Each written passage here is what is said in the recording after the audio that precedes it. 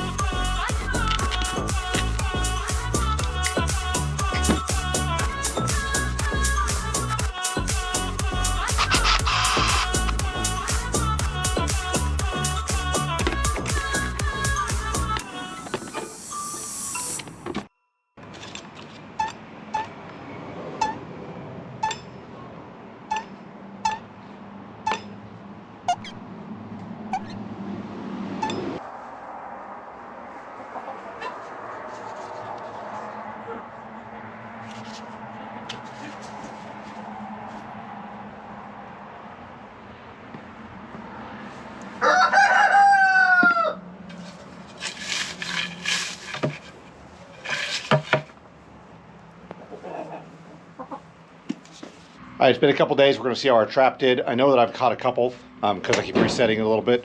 And here we go. So, turn the light on so you guys can see better. So, I set the trap up here. I put some bait on it. And I come in and this is set. I had that weight on it. I had that screw in here that was giving a little more weight to stay down, but it wasn't catching anything, so I took it off. So we're going to see what we got now. And it looks like we've got a few. Let's take it outside and take a look. All right, I got some cornmeal in there, but I see definitely a mouse or two. Got that 1, 2, 3, 4. Well, that appears to have worked. 5 mice in there. So we're gonna reset this, and then we've got some more water. I used a better bucket, but it looks like it's working. Reset this and put it back. Nice. So there you go, bucket mouse trap. It seems to work pretty well. I think I could probably do it better, but it works. So I was thinking a square hinge, like instead of that round bar, if I had a slightly wider, flatter one, it would reset to 0. I might do that on the next try. But hey, it works. So we'll go for it. Thanks for watching. See you next time on Dirty Shop.